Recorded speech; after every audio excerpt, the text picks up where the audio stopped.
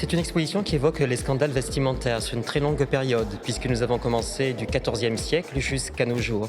On a essayé de comprendre pourquoi des vêtements, au cours de cette longue histoire, avaient fait scandale, et on se rend compte qu'on a porté des mauvais vêtements au mauvais moment, ou que des femmes ont porté des vêtements d'hommes, des hommes ont porté des vêtements de femmes, ou d'autres scandales sont nés par le fait que des vêtements étaient soit trop courts, soit trop longs, soit trop amples, soit trop moulants. Voilà, c'est un petit peu le principe de cette exposition.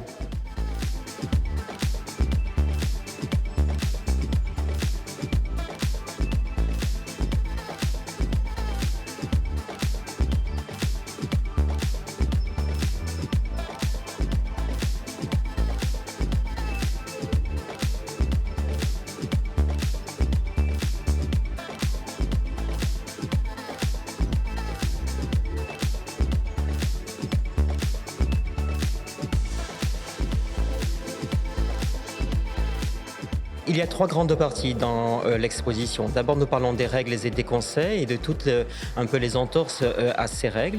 Ensuite, une partie est intitulée « Est-ce une fille ou un garçon ?» et on s'interroge sur un grand tabou de l'histoire occidentale, à savoir des femmes qui ont porté des vêtements masculins et des hommes qui ont porté des vêtements comme identifiés comme féminins. Et la troisième partie qui s'intitule « Trop c'est trop », on parle notamment des excès, c'est-à-dire des vêtements qui ont été critiqués au cours des siècles parce qu'ils étaient trop quelque chose. Trop court, trop ample, trop moulant, trop coloré, trop sombre.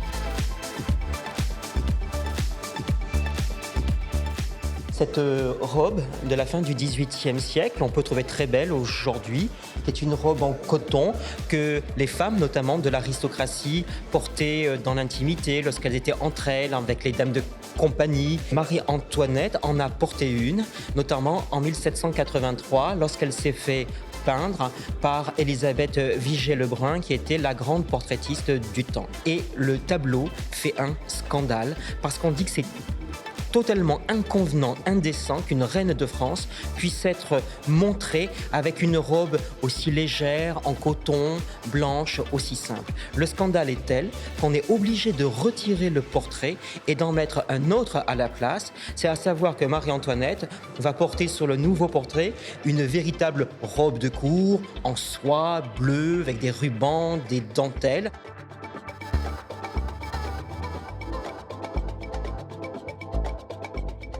C'est l'habit, le smoking que Marlène Dietrich a porté dans le film Cœur brûlé en 1930.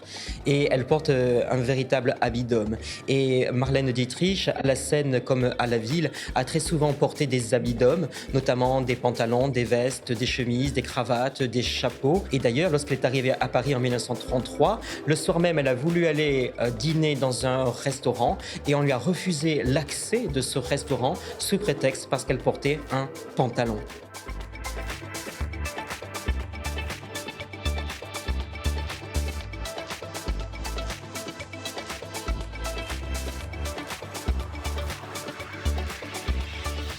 Dans les années 1970, il y a une mode nouvelle qui apparaît, c'est la mode de l'unisexe, c'est-à-dire que les jeunes, la jeune génération de cette époque veulent vraiment porter des vêtements en opposition réelle avec les vêtements qu'ont porté leurs parents.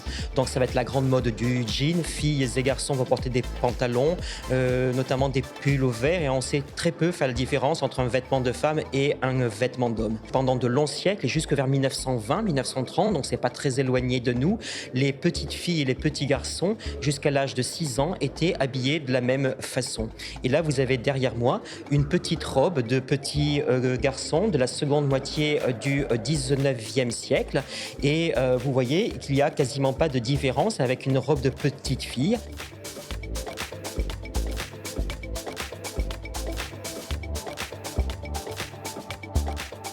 Dans les années 60, il y a peut-être le grand scandale vestimentaire du XXe siècle, c'est la mini-robe et la mini-jupe. Alors les grands couturiers ont fait des mini-robes et des mini-jupes, comme Rudi Gernreich, Marie Quant, André Courrèges, Pierre Cardin.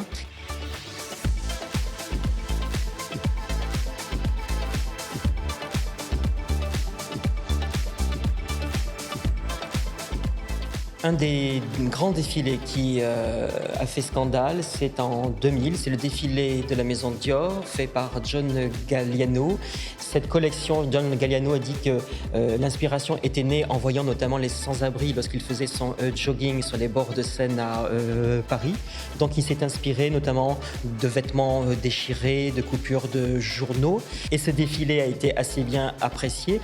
En revanche, lorsqu'on a évoqué précisément cette collection lors des journaux télévisés en France, la presse généraliste, la presse régionale s'est véritablement enflammée en disant qu'il était tout à fait indécent de faire appel et d'utiliser un peu la misère humaine pour en faire un défilé de haute couture.